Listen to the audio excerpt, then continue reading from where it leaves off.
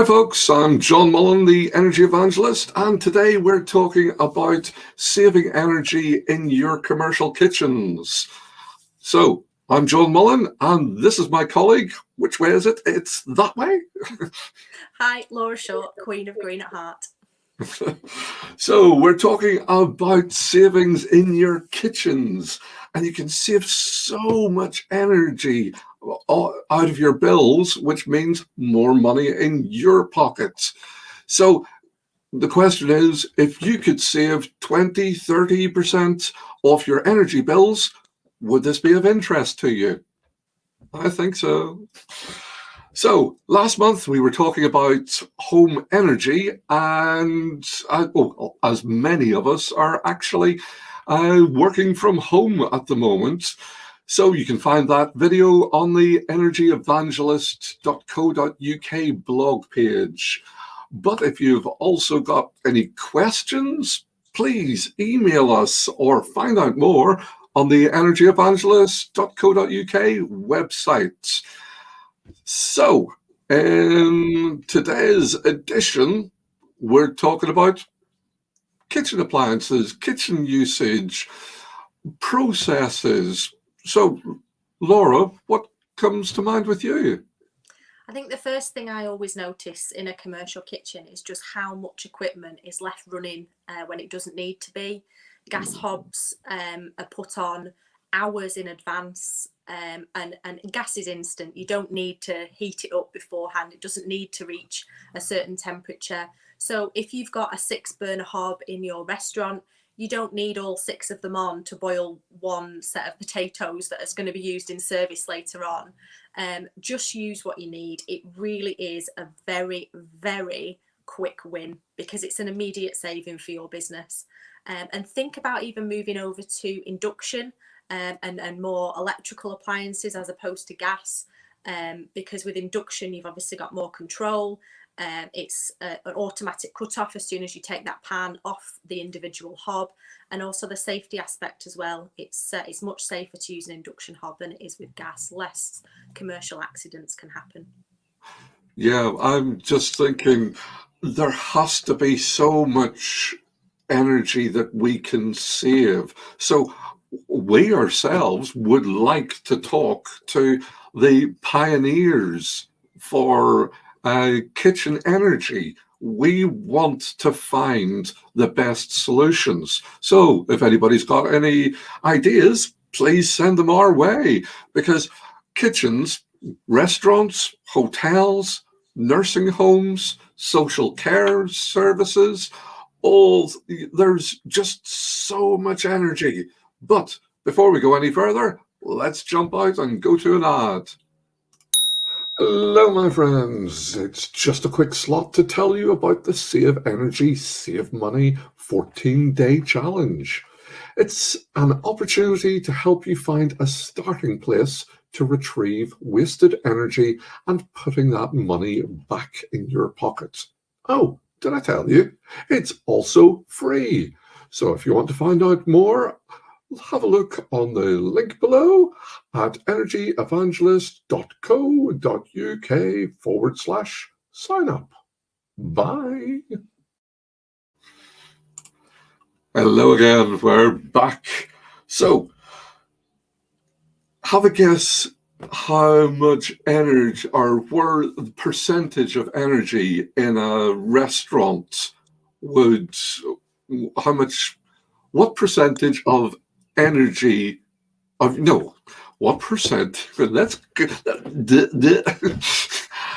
what percentage of your costs, your energy costs, would go into the kitchen in a restaurant? Any ideas? I could hazard a guess. I think it's around 70 to 80%. Yeah, roughly 65, 70%, somewhere around those figures. And you just sort of think, if there's so much money going into this one room, what are we doing about it? Yeah.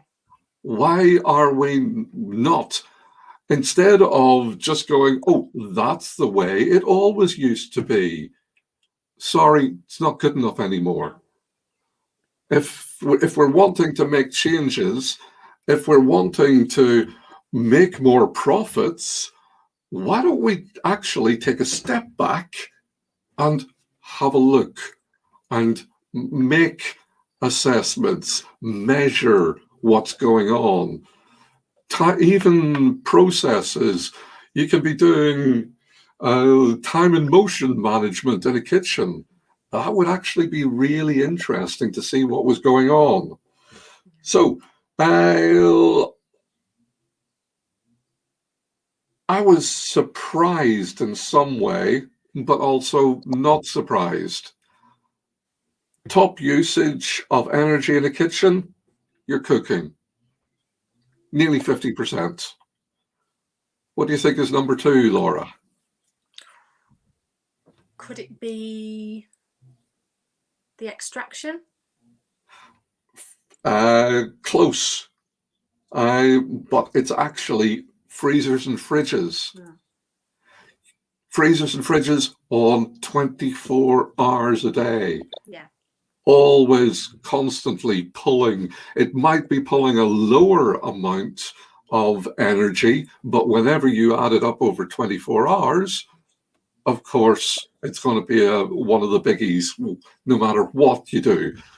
But and we're not saying switch these appliances off by any stretch of the imagination, because obviously they have to be left on, but make sure they are fully stocked. I've seen so many fridges, huge industrial fridges, with nothing more than a few pints of milk in, and they're running 24/7.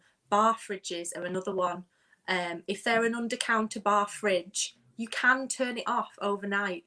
Obviously, remove any perishable items like milk that can go off, and put that in a separate fridge. But if it's just chilled drinks, it can go off at night and come back on an hour before service, and you've saved all that energy. Simple timer, £5-10 from your local DIY store.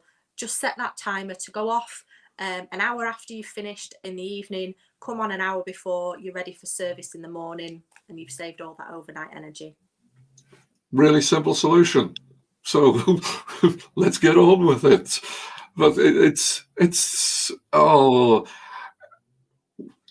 the other side of things is buy as good as you can on the energy rating.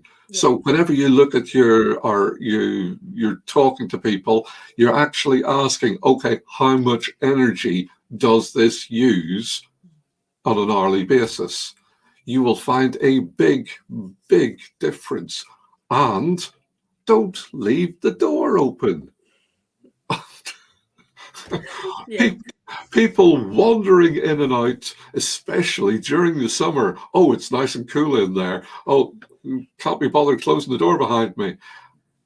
Oh, it's... Exactly, because you're paying for the heat in the first place, and then you're paying for the extraction. So just turn it off, and then you don't have to pay for both. Let's just pay for one thing.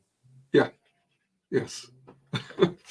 But if you've got the bigger commercial freestanding fridges, try and get as high an energy rating as possible. There's a roughly, to my knowledge, there's about a 40% difference between a B rating and an A triple star rating. So yeah, it's this whole thing. Put the money in your pocket, not in somebody else's. And it keeps on coming back to that. But in the process, we're not driving the power stations half as hard. We're not using up resources which we don't have. It's going to help you. It's also going to help the environment. So, the third thing on the list of usage is actually lighting. So make sure you've got LED lighting and make it as good as you can, because LED lighting will only use 10% of a normal old style fluorescent fitting. So life is changing.